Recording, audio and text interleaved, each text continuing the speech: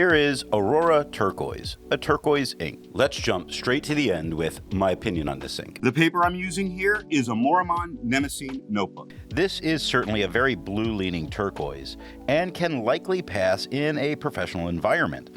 It has no real tone variation by nib and an expected amount of shading, so this is a very consistent ink across pen, nib, and paper. It performs generally as well on non-fountain pen friendly paper, given the great strength for this as a turquoise and generally how they do on fountain pen friendly paper or non-fountain pen friendly paper, where often there's some tone shifting that goes on. This not nearly as much. So I can see using this a bunch to have an ink that passes in a professional environment but looks like no other blue, because it's turquoise, as anyone else would have. All of the writing samples are done with a Retro 51 P51 with a fine nib, a Retro 51 Corsair with a medium nib, a Retro 51 Lincoln with a 1.1 stub. The pen for today is a Pelikan M800. Now that we know my opinion on this ink, let's see how I got there with the first writing sample done on Clairfontaine. Looking at the extra fine nib, we get a very nice blue-leaning turquoise. As I said, lighter here. No feathering, no spread. Ignore that first H in heat on the first line. The pen sat for a few days before I used it, and that was all that came out as darker. It has no feathering and it has no spread. It has a few spots that do show as quite a bit darker, like the E at the end of glimpse on the first line, though most of what we get is some very light shading from lighter to darker tones, like through on the second line, where the T is a little bit lighter than the H. The ROU lighten up. It's during the G into the H at the end that it gets much darker. Looking at the medium nib, it is just a tad bit darker than it was with the extra fine. Not like if they were not side by side for me, I probably really wouldn't notice much difference. It has no feathering, it has no spread, it has some of that same light shading that was being seen in the extra fine. You can see it most noticeably when you look at Adventures on the second line, where the A is a little lighter than the D, which is darker. It lightens just a little bit into the VEN. The T gets quite a bit darker with the U, and the R lightens up, very dark ES at the end. Looking at the stub nib, we get the same tone as the medium. It has no feathering, it has no spread, it has some of that same very gradual shading, very light amount of it, but it is definitely there. Look at Greatest Adventure on the second line, where the GREA is a little bit lighter, but the T of the test at the end is very dark with the E. The S lightens up and the T gets darker again, where Adventures starts very uniform in tone until you get to the T, and it darkens just a little bit. The UR lightens up a little bit, and the E at the end, again, very dark.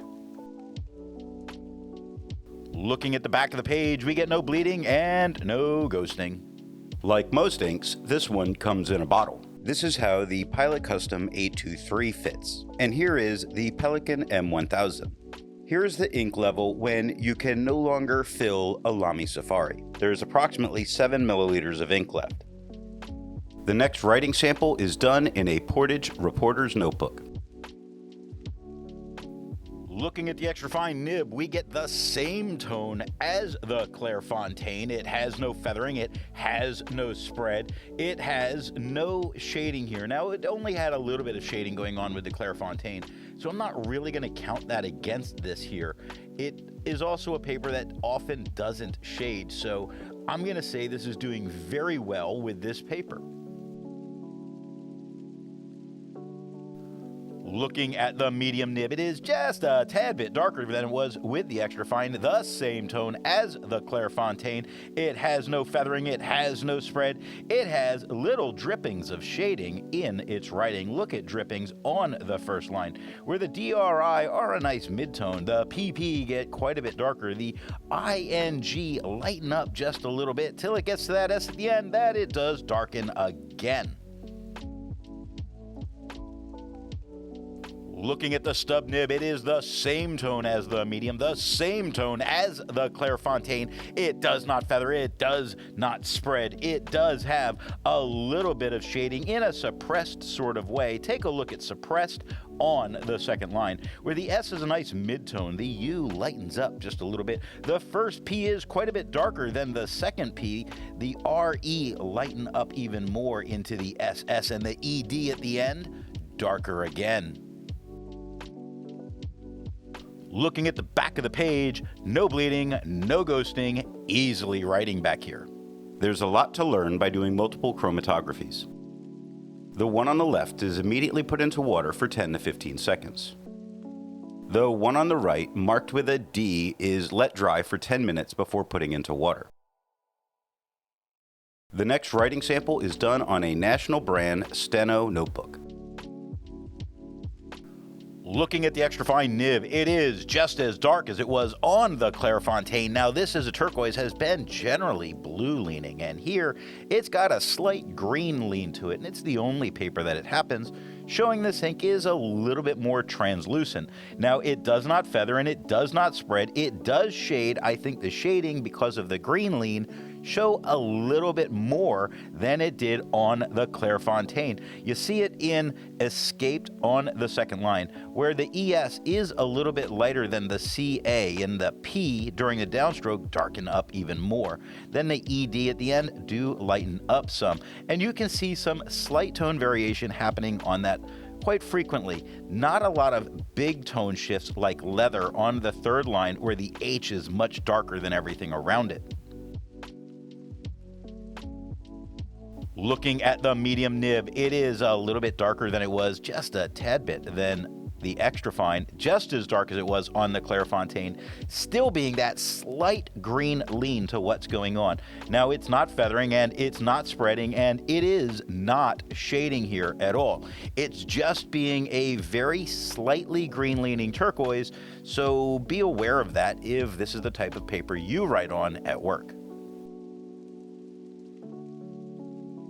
Looking at the stub nib, it is the same tone as the medium, just as dark as it was on the Clairfontaine, but still being that little bit of a green lean to it. Now it does feather just a little bit, that you see it that on the first line, but I'm not seeing any feathering anywhere else, just that one word. I see it on the D of dozed, also on the first line. I correct myself.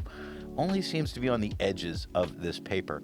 Now there's no feather, there's no spread. The shading is showing up as well as it did on the Clairfontaine, and you can definitely see it without any kind of problem. Actually, on the first line, the A and beginning of the C are a little bit darker. It lightens out of that C into the TU. The A does get a little bit darker. The LL lighten up a little bit, and the Y at the end, a little bit darker. Looking at the back of the page, I can see that the stub got very deep into the paper. Not so bad with the medium or the extra fine. Now, nothing came through touching the page underneath. I don't think with the stub you would want to write on the back of the page, but with the extra fine and the medium, I think you could. Resistance tests are done to see how this ink can be expected to perform on the page, and more importantly, how hard it may be to clean from your pen. The smear is allowed to dry for 3 days before testing it. The highlighter is on the top left. Pen flush is on the top right, 1/3 bleach solution is on the bottom left, and water is on the bottom right. The next writing sample is done in a Rhodia notebook. Looking at the extra fine nib, it is the same tone as the Clairfontaine. It does not feather and it does not spread. It shades just as well as it did on the Clairfontaine. Not huge in jumping out at you, but it's definitely there. Let's take a look at specially and already. First and second line, right side of the page. You see on specially, the SP is a little bit darker than the ECIA. The LLY at the end do darken up just a little bit. Already underneath it, the A is a little bit lighter than the LRE, and the AD lighten up a little bit. The Y just a tad bit darker.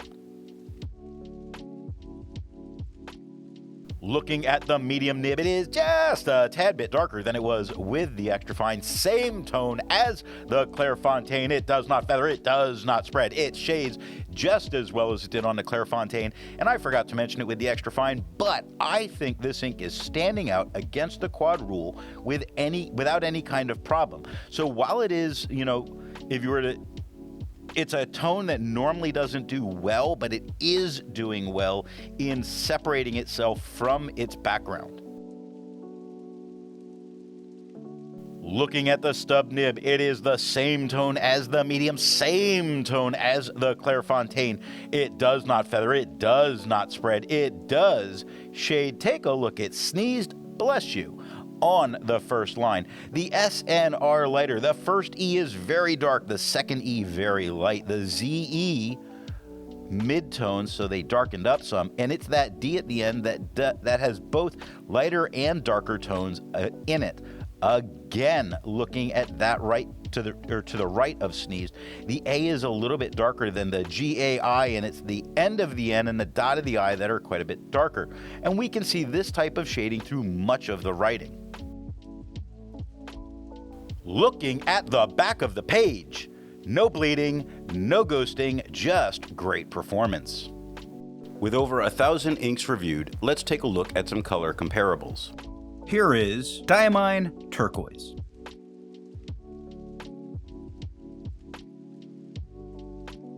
Here is Noodler's Turquoise Eel.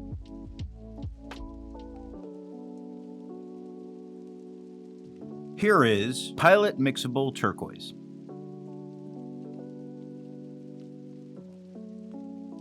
Here is Sailor Studio 664.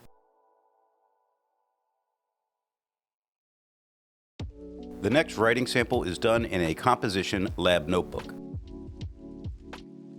Looking at the extra fine nib, it is just as dark as it was on the Clairfontaine, but a little bit duller as a tone. Now, it has no feathering and it has no spread. It has, yes, some shading. You see it in like him on the first line where the H is lighter than the M, or managed on the first line where the man is lighter than the AG, and then it lightens at the ED at the end. So it does do some shading. The thing is, with this little bit of off-white, and it doesn't stand out from the quad as well as it did on the Clairfontaine. Not here for me. Looking at the medium nib, it is a little bit darker than it was with the extra fine, just that tad. A little lighter than it was on the Clairfontaine and flatter in tone. It does not feather, it does not spread. It shades some, not huge. If we look at sneeze again, sneeze, the SN is a little bit darker. The E's lighten up just a tad bit into the Z. It's during the Z, it darkens up a little bit into that last E. And again, starts darker on the A into the G. It lightens through the loop of the G, but darkens again at the A. It darkens even further at the IN in the end. Looking at the stub nib, it is the same tone as the medium, little bit lighter than it was on the Clairfontaine. It does not feather, it does not spread, it does shade, and I think the stub nib helped it shade a little nicer. Look at how it comes through in shoved on the first line. The S is a nice midtone, the H gets quite a bit darker, the OV lighter, E much darker, E much darker. The D lightens up except for during that downstroke. Together, directly underneath it, mostly starts as a lighter tone on the TOGE, but it's the thir at the end that does darken up quite a bit. Looking at the back of the page, we get no bleeding and no ghosting. While it's nice to see ink in the same color family, I prefer to see ink to complement the color on the page. Here is Scribbo, Arancio de Sicilio.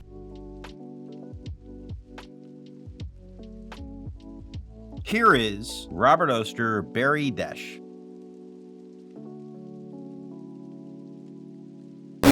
Here is Private Reserve, Fast Dry, Ultra Black.